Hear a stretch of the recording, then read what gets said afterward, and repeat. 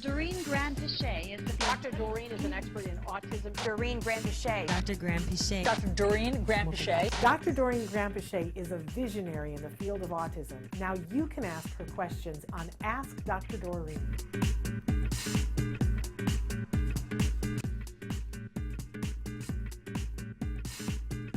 Dear Shannon and Doreen, can the results of an ADOS test, the severity or level, change with age and ABA therapy? How can we reduce restrictive behavior in children with ASD?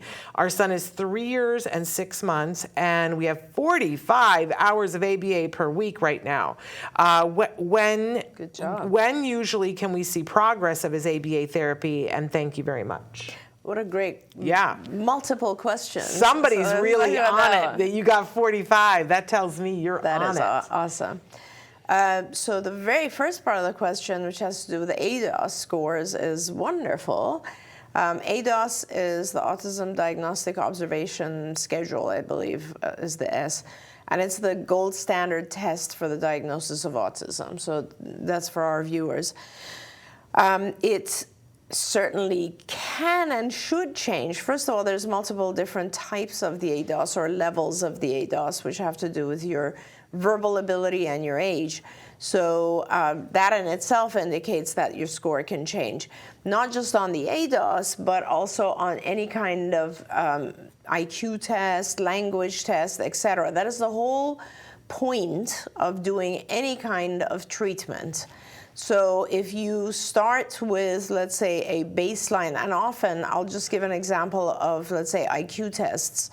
Often when we do IQ testing, our kids will score, if it's a verbal child. If it's a nonverbal child, a lot of times we have issues with that because they score inappropriately low, and that's only because they have language difficulty, not because of their actual intelligence. But let's say an individual, like I published a study years ago showing the improvement of our kids on IQ and on the Vineland, which is a test of adaptive behavior.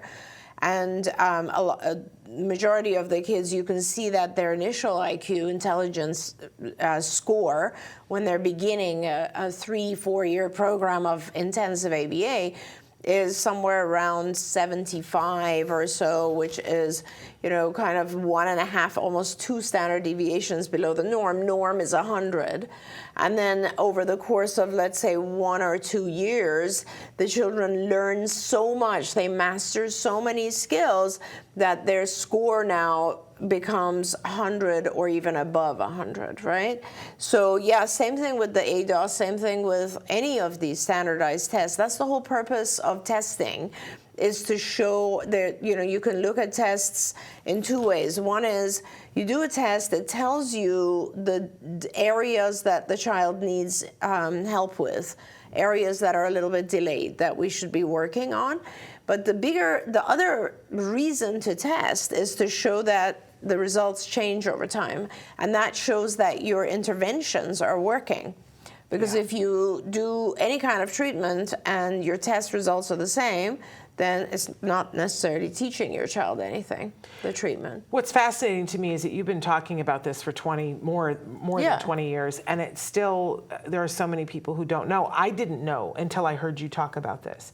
I didn't know because we've been told our whole lives that, well, your IQ is static. Once we get an IQ test, that's all it ever is, and you can't hope for more, and that's the end of it. So when your kid gets an IQ, and in our case, it's so scary, In our case, I was so trepidatious. We went in to get the first IQ test, and I was like, what is it? And I almost didn't want to know. I was sick to my stomach, and she goes, it doesn't matter. It's not even valid. We really couldn't test him. And I said, what do you mean? And she said, he didn't have enough language. He didn't understand enough to like for us to get a score. And I was like, so is that a 0? And I was so caught up in the what is the score and thinking that it could never change. Right.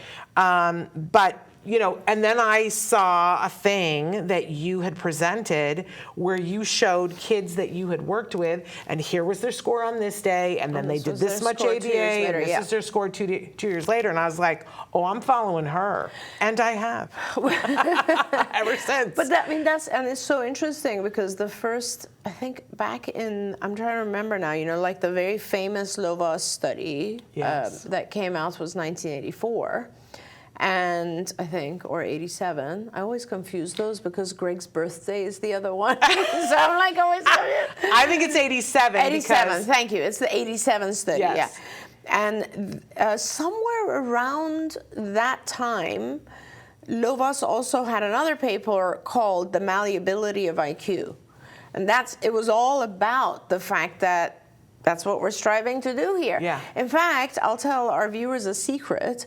When I was at UCLA back in the day, and we were just starting to figure out what do we need to teach our kids. I mean, we had young kids on the spectrum, and we didn't really know, like, what is this? What do we have to teach them? How do we teach them? All that sort of stuff. And we were developing all these protocols and all these techniques, but also we were trying to figure out, like, what to teach. Yeah. Guess where we got it from? We got it from the Stanford-Binet IQ test. Interesting. So, like, you look at the Stanford-Binet and it's asking questions like, name all the animals that are blah, blah, blah.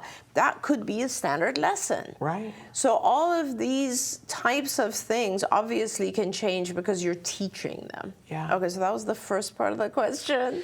And then the second part of the question was the fact that you're doing 45 hours of ABA, and I think you asked, first of all, when can you see progress? When can you see progress? And you also asked, how do you approach stereotypic behaviors? Oh, that's right, restrictive. Self-stimulatory. Yeah. Yeah, so the restrictive repetitive behaviors, which for the first time I was reading an article the other day and I saw someone refer to it as RRB, and I was like, what is that? Yeah. And it's restrictive repetitive behaviors, which are the same thing as stereotypy, stereotypical behaviors, self-stimulatory behaviors, millions of names, all to describe behaviors that are repetitive in nature. We can't really tell what is maintaining the behavior. It's some sort of internal function, and they're varied. So, for instance, this would include things like everything from body rocking, looking at your fingers, lining up objects, looking at things that go in a circle, looking at lights from the corner of your eyes, opening and closing doors. I mean, there's a million of these repetitive behaviors. And the way that they are looked at in the world of ABA, this is such a common question. Yeah. So the way that people in the ABA world look at these, what they call stereotypies, is that they say they have an internal or intrinsic function, which means the child or adult does them to fulfill some internal need that we are not necessarily able to change or able to control. Because remember, in ABA, it's all about changing the antecedents and consequences, the things that happen around a behavior in order to change it, right? So like, I hit you, and then the first question someone with ABA would say is, why did she hit? Yeah. Well, in this particular case, I hit Shannon because I wanted her water, and I'm trying to grab her water. So that would be what's called a tangible function. That means I'm trying to gain an object that Shannon is holding on to, and I want it, right? Which a child might very well do that. And if they do that, then the way to deal with it, a tangible function in ABA, is to make sure that the child does not get that object, but instead gets the object if they ask for it nicely. And so the concept is, the function is, I want to hit you in order to get this. Well, now we have to teach the child that's not appropriate communication. Right. Don't hit me if you want the object. If you hit me, you're not getting anything. Right. It doesn't work. It doesn't work. It's not a good form of communication. But if you want something, ask for it, and I will give it to you. And that that's does work. The form of communication that works. Now, with self-stimulatory behaviors or repetitive, stereotypical behaviors, the functions are not things that are observable. Right. So to me, though, the type of the stereotypical behavior can usually tell you a little bit about why it's happening. There are some, I think, that reduce pain. There are some, I think, that produce calmness for the child. There are some that actually allow the child to see things a little bit better. There are, things that are calming, things that are the child is engaging in order to keep themselves occupied. There's lots of different functions to them. Generally speaking, the way that they're dealt with is they are replaced. They're blocked and replaced by other activities that might be more functional or might be more acceptable. I'll put it that way. So as an example, I don't have a pencil here, but let's say, I'll give you an example with my hair. So let's say individuals on the spectrum might have a repetitive need to, play with sand or play with water, or they will like touch textures a lot, or whatever it is. They have a sensory input, like need of things like that. Well, guess what? Like, a lot of people will do this all day long, and it's not classified as a weird, self-stimulatory behavior. It's just a behavior that a lot of people have, and it's fulfilling the same exact need, by the way. People will tap their pencil. People will, do a variety of things. They'll move their leg back and forth, and so these are just all repetitive. What is that? That's a repetitive, kind of rocking of the legs. So all of these types of things, you can find adaptive or acceptable ways to replace them. So that's kind of what it's in ABA. People will replace the stereotypy. You should see that happening in the first 6 months, I would say. Now, the last part of the question real quickly was, how fast should I? With 45 hours, you should be seeing results almost immediately. Yeah. I'd say in the first month, you should be seeing an increase in compliance. So the child is much more listening, adhering to the things that are being instructed to them or requested of them. And also, you'll see an increase in communication, whether it's vocal or non-vocal. But with 45 hours a week of instruction, you'll be seeing pretty rapid results. And that should continue. If there's ever a plateau, it has something to do with the modality of the teaching or with the consistency amongst the team. Like, there's something going on with the program, not with your child, with the program. So if your child accelerates and then plateaus, there's got to be like a little change in the program just to make it work again. Like, they might need new reinforcers, or there could be someone in the team that's doing things a little wrong, or those types of things.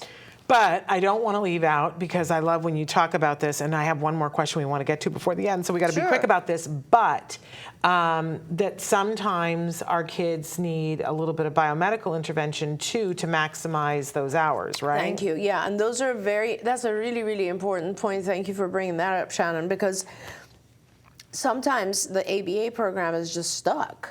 Yeah. And earlier we were talking about to a parent who brought up the subject of seizures. Yeah. And seizure activity could be one reason the program is stuck. Not sleeping could be one reason the program is stuck. Dietary infringements could be a reason. Having yeast infections, candidiasis, could be a reason. There's a lot of medical reasons as well that we want to make sure we take care of, and that will often also accelerate ABA programs. There we go. And we've done many other programs on that, so I encourage you to look at that and feel free to ask questions.